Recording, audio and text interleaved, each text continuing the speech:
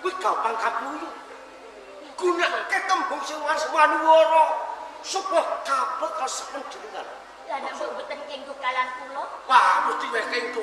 Sapa to priya kok ora kenggo karo kowe Kembang Sore edan apa piye? Lah nek kok wangsulipun kula ingkang kenggo kalian piyambakipun. Ora apa-apa, sing baku iso mlet atine dengan Oh, ngoten. Coba panjenengan.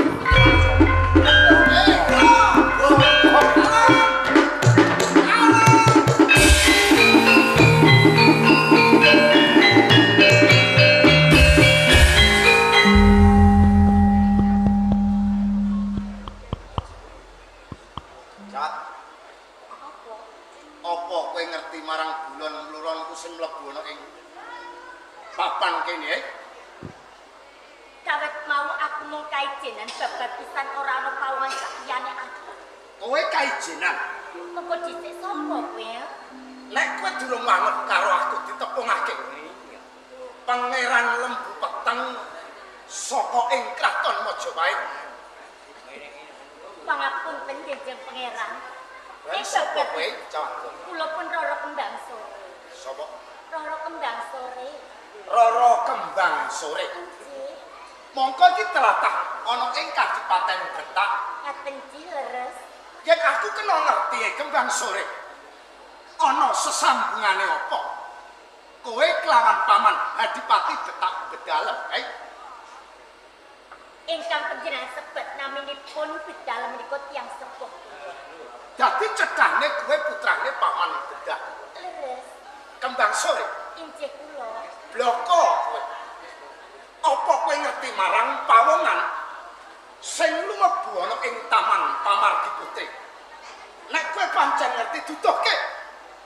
Mergo kae arep tak pikut, arep tak rangkat tak sowanake ana ing Kraton Majapahit. Nuwun sewu Kanjeng Pangeran.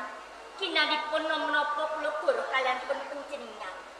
Kawit kala wau kula namung kaijenan babar pisan boten wonten pawon setunggal kemawon ingkang mbutuh wonten ing taman sari.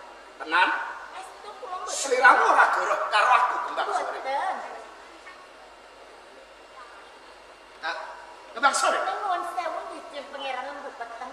Lepatipun menapa kalian pun paman Kalang, Adipati Kalang kok ngantos panjenengan. Adipati Kalang wis gawe gendro ana ing pertapan Bonarawa. Dadekake kawruanmu Kembang Sore. Aku lan Adipati Kalang. Tenane padha-padha kalebu sesepuh ing pertapan Bonarawa. Nanging ana salah sawijining sesepuh sing telang sarak ora manut marang tatananing Bapak Kiai Pacet ora liya Bapak Kasang Besari saka ing Desa Tunggul. Lah Kalang belani kelawan Kasang Besari. Ngaten sih.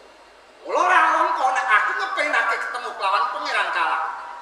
Ning pangapunten babar pisan kula mboten ngantos. Kembang Sore. Injih kula Kanjeng. Iki uwal saka mlayune Pangeran Kalang. Ngaten kersa panjenengan. Sing ana mung kowe lan aku. Dadekake kaweruanmu Kembang Sore. Kowe mapan kaijenan ana ing Taman Sari. Injih. Cedhane kowe duweni garwa apa durung Kembang Sore? Kula taksih lega Kanjeng Pangeran. Sliramu sih lega. Injih. Urung darbe garwa. Dereng. Nek gak ora ngapusi karo aku to Kembang Sore. Lah kok ngapusi apa ya bojo menika baru kenging didelekke kok ngapusi. Ya mergo rasaku beda Kembang Sore. Sakwise aku ketemu kelawan kowe. Beda rasane aku ketemu kelawan bocah wadon sing mapan ing Kraton Majapahit. Lah kersa panjenengan. Aku tresno karo kowe Kembang Sore.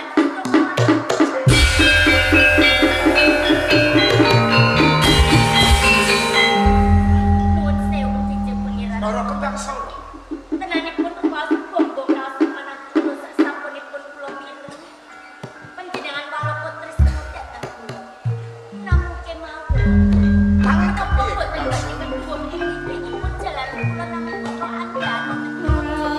Kok kene aku datang ketemu lan aku Kembang Sore. Kok beda lan mari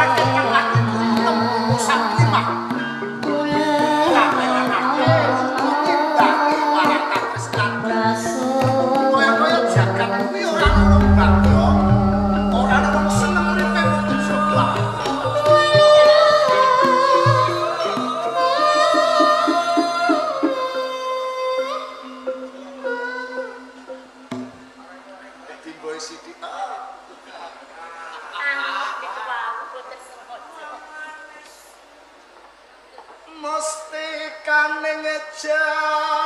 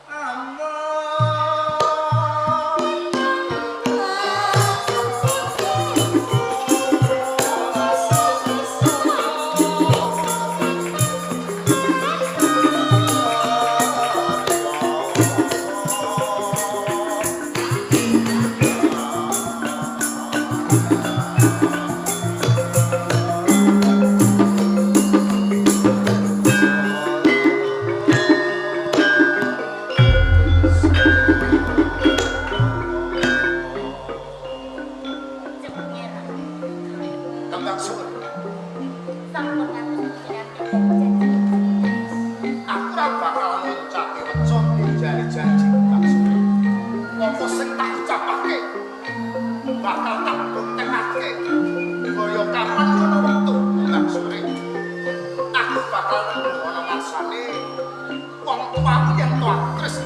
Soal siramu maksud. Estu menika.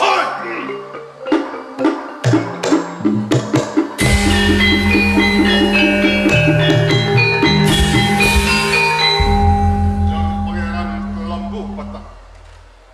Pareng nalika semanten penjeran tumubi wonten ing pertapan Bonorowo kula menika ngajeni dhateng penjeran. Nek kenyatane ora rida ucaping Nyai Kalang yen engkal gan penjeran wali gonjak resmi marang putra kula Bangsori. Kula niku tiyang jujur nggih nggih, boten nggih boten. Pripun nyatane? Jeng Pangeran Lembuh Peteng. Oh, asal bagus. Kepareng kula bloko kalih panjenengan. Boten datang kula selaki. Nalikane kula panggih kelawan Rara Kembang Sore. Mapan wonten sak tengah ipun taman pamargi putri kula gadah raos tresna kelawan Kembang Sore. Oh, tresna nggih. Nuwun sewu Rama. Mas Sore. Sampun panjenengan kepataken kalian pencin Pangeran Lembuh Peteng. Banjur aku petakoso. Jalan boten kene kula selaki kula tenanipun tinggal di raos tresna kalian pencin Pangeran Lembuh Maksud? Peteng, Rama. Kowe putraku. Siji-sijine putriku. Ya. Kowe tak golo-golo tak gadang. Kowe kanggo tepo tuladhane para kawula. Aja nganti tumindak tumangsuk. Kowe tresna marang pawan apa dening kakung lagi wae tepung. Yo kinapa kowe tresna? Nggih, Pangeran. Menawi panjenengan menika tresna dhateng putri kula, Rara Kembang Sore inggih. Panjenengan menika minggah wonten pendapi. Matur dhateng kula yen panjenengan niku ngrasani tresna dhateng Rara Kembang Sore. Nah, pangapuntenipun paman.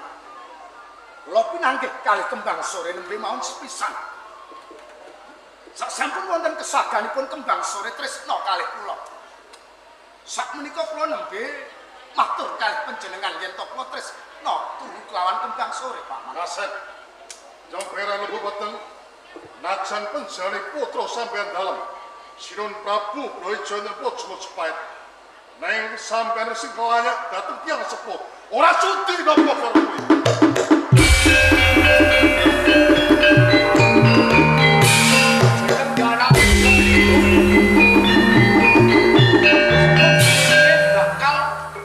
Gawe sareng wong tuwa. Nek kula Bebasan kula sedheki paringi. Kula nyuwun kanthi sanget kanthi lejanipun manah panjenengan. Kersa malilayang yen kula sampun tresna kalih Kembang Sore. Inggih Rama. Nek upamane ora tak nilai wis anu marang putri Kembang Sore. Pak. Ageng tresna kula kalih Kembang Sore. Umpami kapisah ageng tresna kula kadung kula kemawon ingkang pejah boten ngertos dhateng gebyan penjaga. Ya, ya. Yen pancen gedhe tresnamu marang Rara Kembang Sore. Bakal tak ujuti. Sumpahmu yen kowe ngono kalamun kowe. Kalamun kowe ora kelakon dari bojone Rara Kembang Sore. Wes, kelewatan.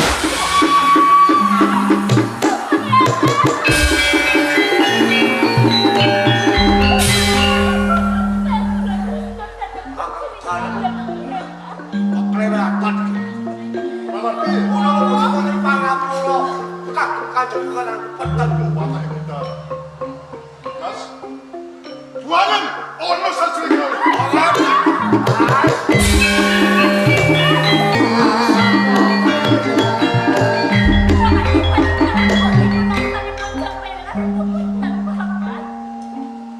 Bang Sore, yo segede pangapuramu. Namun tara kedadian sing ora lujukono kanggo sudarmamu Kakang Dal. Kaya-kaya kedemeran iki kok leket kebangsane dipek putra narik kok Majapahit. Bang Sore! Tenangku!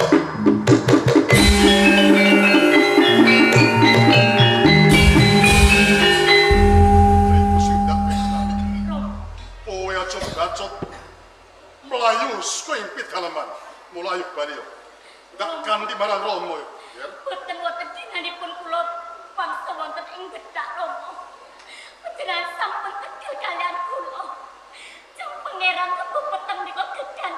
Yen ora aku ora tegel marang Lembu Peteng. Mengko nek mundak Om tinulat marang kawula ning petak. Sampun Rama. Boten wonten kinanipun kula wangsa wonten. Bang Suri. Bang Suri. Bang Suri.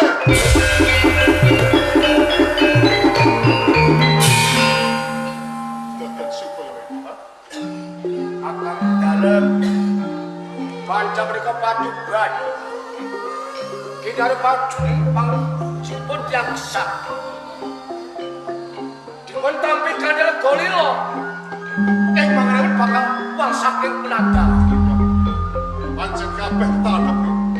Kalamun ilmu mereka prus ayo supaya yen ora ana trimane mumu supaya tak adepi.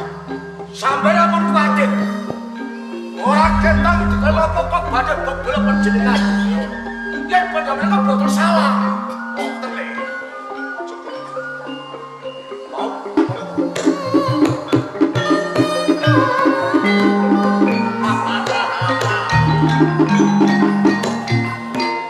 petang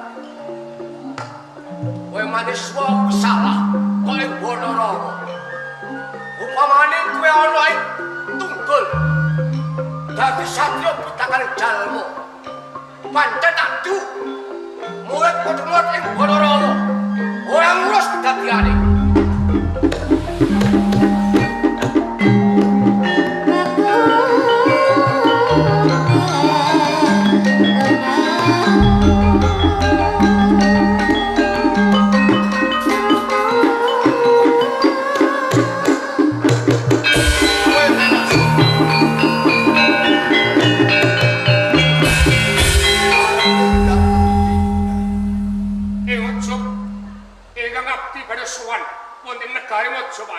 Ono wigati apa piye? Dadosaken kawulungan Gusti Bakti. Iya, iya. Bilih titi kala mangsa menika Kanjeng Pangeran Lembu Peteng seda boten ngajeng. Seda.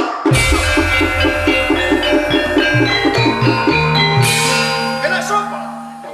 Sapa kawane perjaya karo Kanjeng Pangeran Lembu Peteng? Boten sanes Hadi Pati Betak. Bedalem ingkang menjahit dhateng Kanjeng Pangeran Lembu Peteng. Sakiantak kok. Banjur kunarepane Kanjeng Pangeran Lembu Peteng dipetak nyang ndi sapa? Gusti Bakti.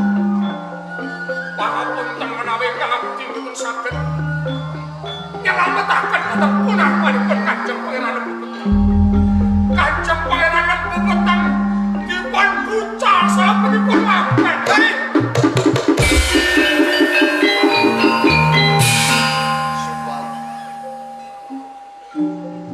Kanggo pengeling-eling anak putu sarta kanggo petilasan ing kali sing kanggo buang Kanjeng Pangeran Lembu Peteng besok yen ana rejane jaman kena darani kali Lembu Peteng.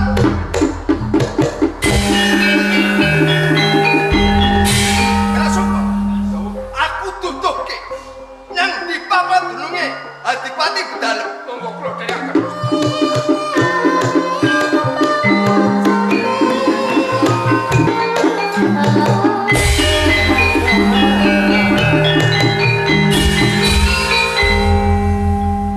Adipati Bedalem. Wonten satripun Ratyana Pati Semut. Yo, aku boleh karo kowe. Nate kok. Wonten ing kados menapa dene panjenengan mulai dhateng kula. Apa bener kowe wani mateni Kanjeng Pangeran Lembu Peteng? Boten lepat Salah yo. salek Jeng Pangeran Lembu Peteng kaimbet. Wani goncak marang putri kula Roro Kembang Sur. Napa ngoten niku ayake putra ratu. Bedalem. Kudune ki narima ing pandum. Ing atase anakmu dikersake kapundhut karo Kanjeng Pangeran Lembu Peteng, kudune rak seneng atimu. Nanging boten wonten cacahipun putra Lendra. Menawi piyambakipun tresna sanget dhateng putri kula Roro Kembang Sur inggo nempo kanthi walaka dhateng tiyang sepuhipun. Jeng, Nanging caramu yo salah. salahipun Kowe gawe peralatan dhewe kowe gawe hukum dhewe. Yen cetha Kanjeng Pangeran kok luputake swana Majapahit, mengko bakal diadili karo Sang Prabu Brawijaya. Rektono Patih Pramodo. Betul. Nek upamana kesuane projo cepet, tertamtu aku bakal disalahke. Nanging kabeh wis tak tutup. Alpaku menapa sing tempo. Ono. Betul. Kok wis tumindak. Nalisih saka bebener.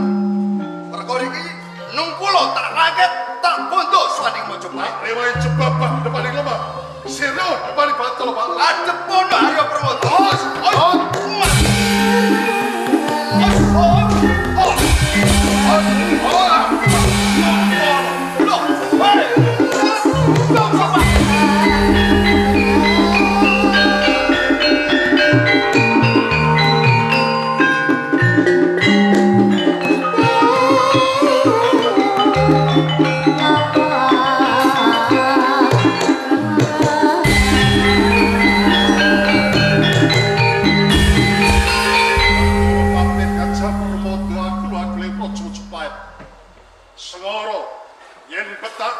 Menang marang Patih Pramodo yo. Isin kalamun aku bali dalam. Kaisar Jaya sendang aku bakal abdur.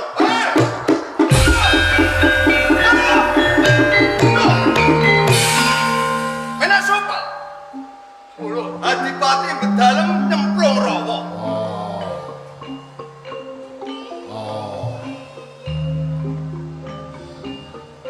Patih Pramodo. Yo, aku rumangsa kalah karo kowe nganti aku nyemplung ana sakjroning sendang. Ing kalenggan iki Bedalem ora kaujutane prungsa, meng kaujutane kaya dening bulus putih. Mula aku njaluk gedhe pangapura. Nanging pomo dipomo Pramodo iling ana biyawarake swing praja Majapahit kalamun ing mekone ana punggawa lewat swing sendang iki kabeh dadi tadah kala bangsaku.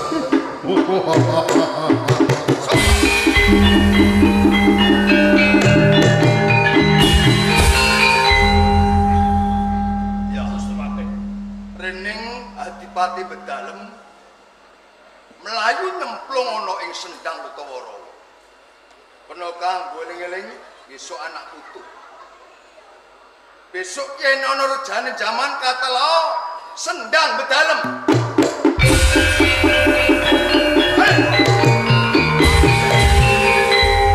Pangapunten Ndara Gajah Pramodo. Kula mboten derek-derek saestunipun. Sobat kula timbalan. Genawi menawi bapak jaipun Kanjeng Pangeran Lembu Peteng mila genah. Adipati Kalang boten derek mejahi. Ora men, boten kodhut yang sae kok. Yen kowe rumangsa raket karo Adipati Betak yo Bedalem. Yo kene ora kok elingake. Waduh. Menika boten kira-kira dari kula ngepetaken. Nanging babar pisan tanpa dipun gegol. Dewa kandhani kang Bedalem lan panjenengan duweni putra mantu saking Majapahit tambah kuncul as panjenengan. Upama kowe ngerti yen arep dipateni piye? Upamane ngerti yen Lembu Peteng arep sedani karo Adipati Bedalem. Tak ngeten. Wong niku boten ngertos e. Nang kula kandhani ampun harus dipun percaya dipun suara pengajar boten Majapahit kemawon. Oh ngono. Nanging kebrane hatinipun boten ngertos sangat pangati kuwi kan iso percaya. Wis, Kalang. Monggo gek kowe kang bumboni. Wah, boten saestu. Supal. Kula timbalan. Aku percaya marang ature Pangeran Kalah. Nyumangkaken. Pangeran Kalah. Nggih, Durapati Gajah Pramodo. Rening ora ketan piye kowe wis bisa ngelingke karo Adipati Bedalem. Nggih, saestu. Rene kadipaten Betak iki komplang. Sak gentong lekere tak pasrahke kowe Kalah.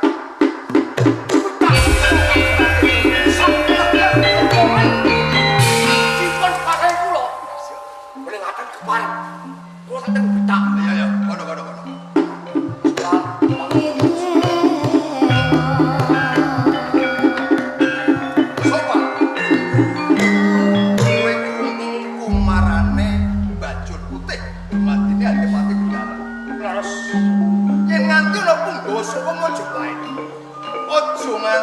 Adipati Rawa kene.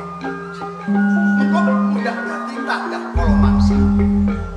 Badhe kula imut-imut lan badhe kula piwaraken dhateng sagung para kawula.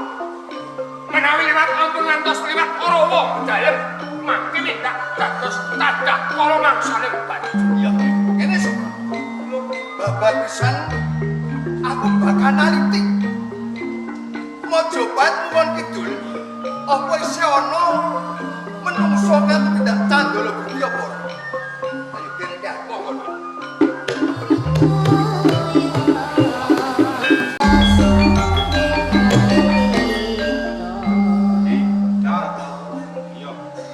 Kowe lan aku dilo iki dipasrahi karo bapak. Kaya Joko anane Pusaka. Tombak para welang. Kula pelingit bapak iki mau. Tombak para welang kuwi aja nganti ilang. Saumpama kowe krasa ngantuk utawa aku sing krasa ngantuk iku iso gilir gumanti. Mula anggone jaga tombak para welang kuwi mau kudu sing ati-ati lan waspada. Kaya ngono Kak.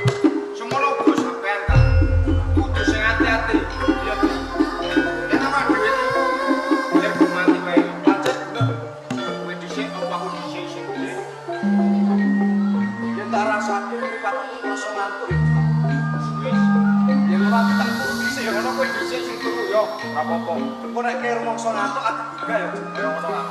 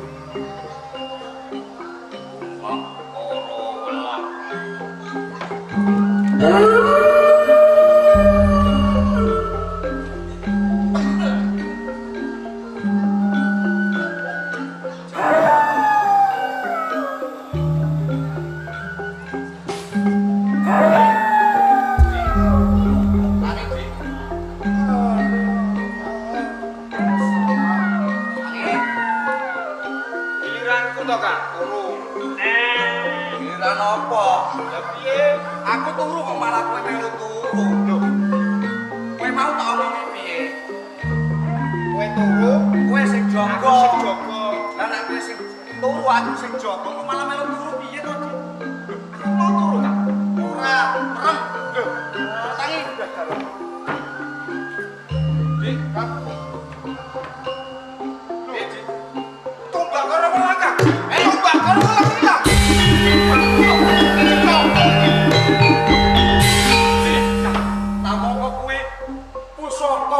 Peninggalane bapak yo kok nganti ilang iki piye to iki kecil apa lho sapa kang ngene kawan ayo kowe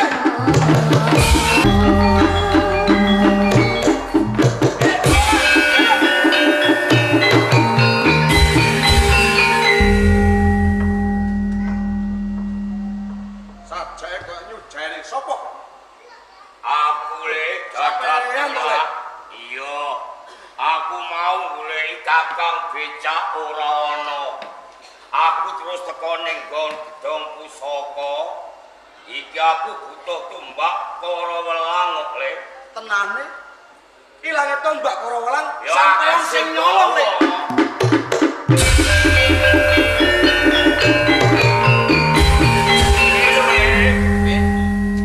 iki dhisik ya tinggalane bapak pancen bener le aku butuh Kakang becak ora ana, yo tak colong. Nek sampean butuh kuwi mbok ya kandha karo sing duwe to, Lek. Lah aku yo melu duwe kok.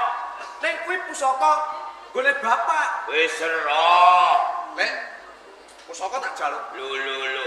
Ngene lho, Le. Nak Pak Lek wis rampung, mengko tak balekne. Ora iso, Lek. Arep Tombak Korowelan dina iki tak jaluk, Lek. mau jaluk, nak aku ora oleh. Tak peksa. Peksa maju nak ngono. Mati ora.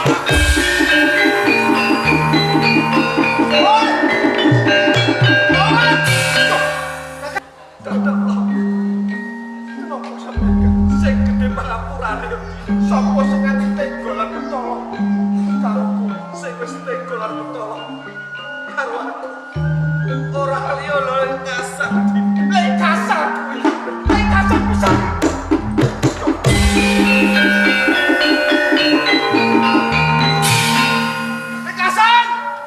kasar bisa li teko.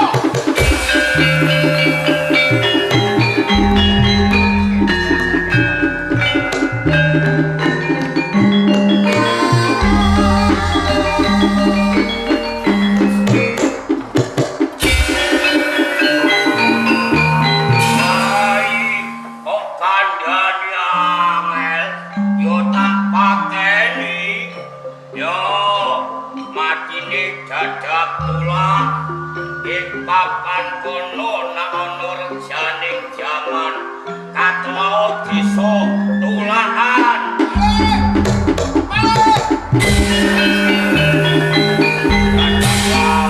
Ono boleh. Pak Le. Ono apa? Sampeyan ki tak anggap bapakku dhewe. Iya. Yo gene sampeyan tega lan mentolo mateni kakangku. Lah kang kandhanane angel.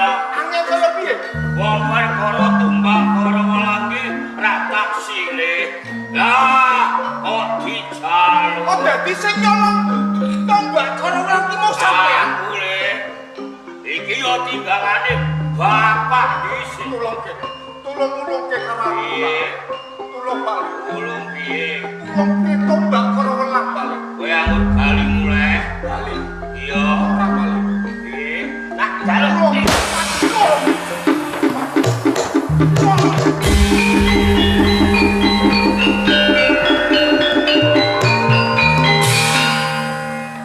Dadak langu. Kowe bayi dikandani wong tuwa nang. Yo. Korban akeh. Engko nek bapake ora trimo tak pateni pisan. Yo, matine dadak langu.